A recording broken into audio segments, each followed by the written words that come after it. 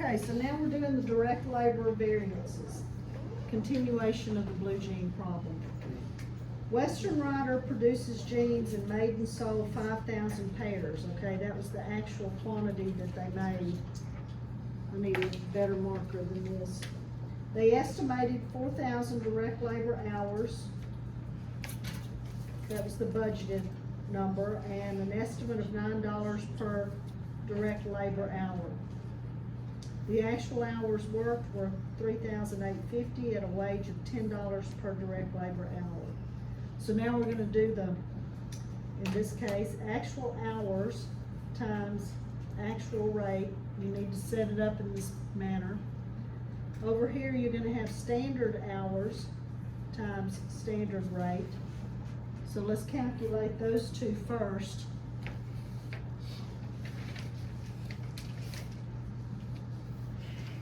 Draw my little diagram.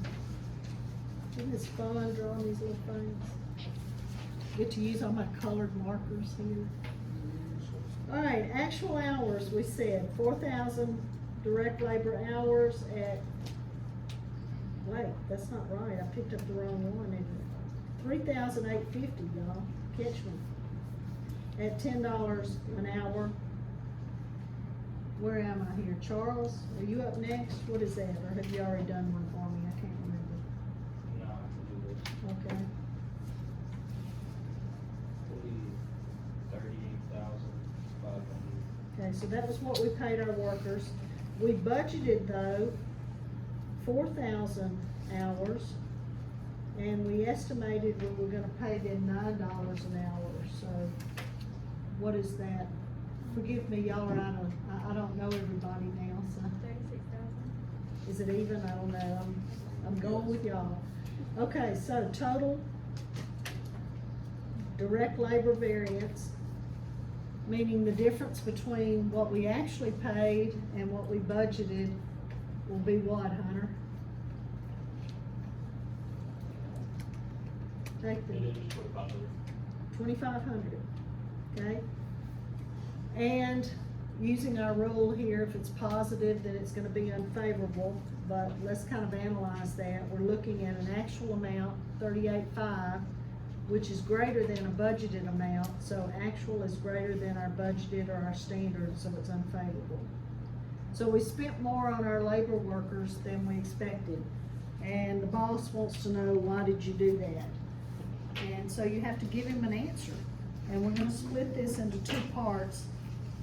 The first part is called the direct labor rate variance, so you wanna get that imaginary number here. And we're going to pull the actual hours.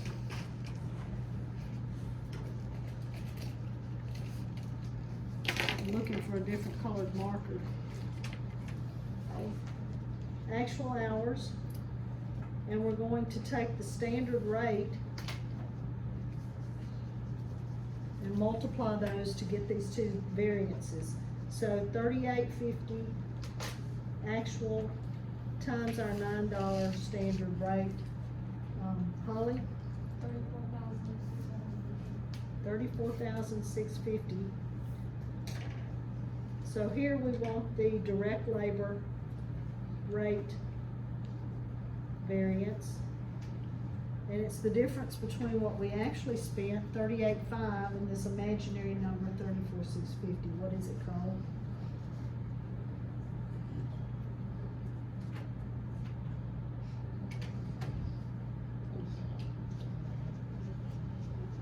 My calculator messing up.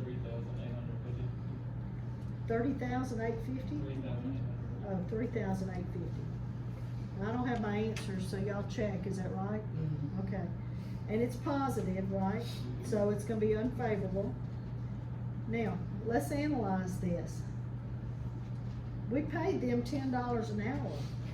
We budgeted $9 an hour, so it's pretty obvious we gave them a raise. We just don't know why we gave them a raise right now, right?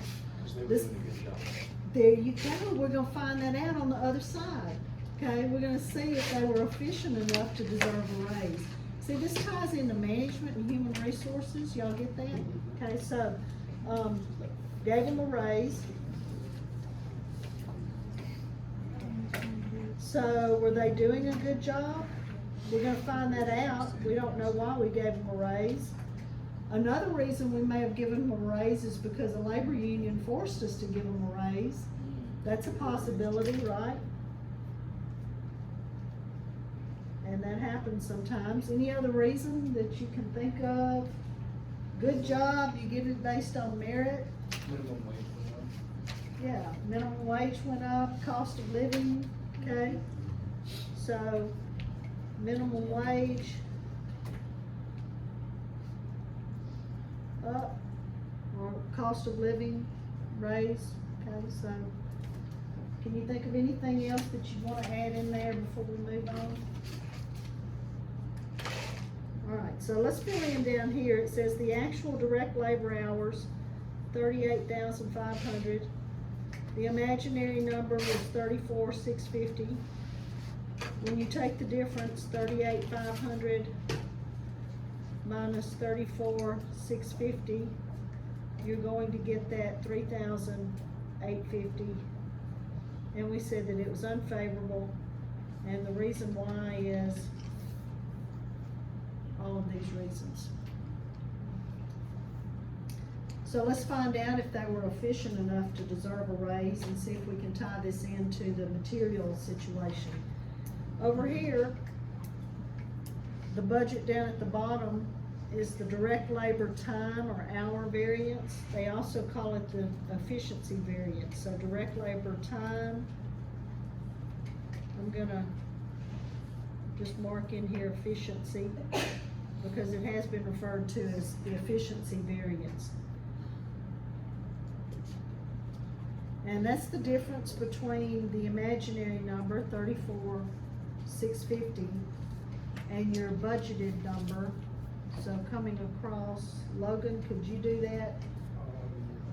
And keep it in that order, 34,650 minus 36,000.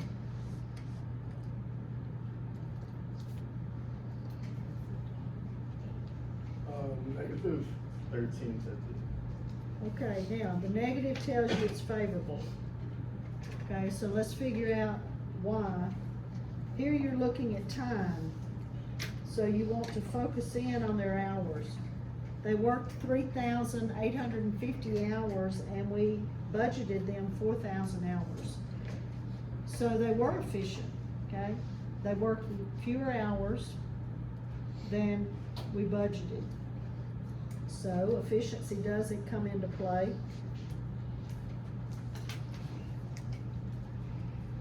And the reason they could have been efficient is been there longer. They don't have the learning curve. So, longer employed. I hate to say older workers, cause it doesn't mean they're older, it means they've worked there, more experienced, longer. Okay, let's put experience. Yeah, that's good. So experience. Anything else? We mentioned the machinery, okay? So if we have good machinery also, it may cut back on the hours. So again, the machinery is good. But remember those material, if you go back and look at the material, we actually used less material, we had less waste. We paid more for the material, so based on the material variance, we came to the conclusion that we probably bought better quality. If we bought better quality, then they wouldn't have to work as many hours. There was less waste, and y'all get that? So better quality material.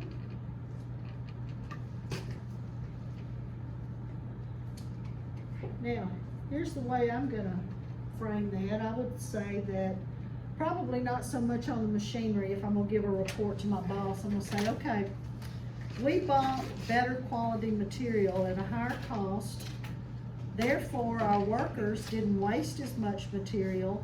So because they were more efficient, we gave them a raise. Okay, how about that? And so we're gonna increase our clients. Down here, let's get the answers at the bottom. Standard direct labor hours were 36,000. Imaginary number was 34,650.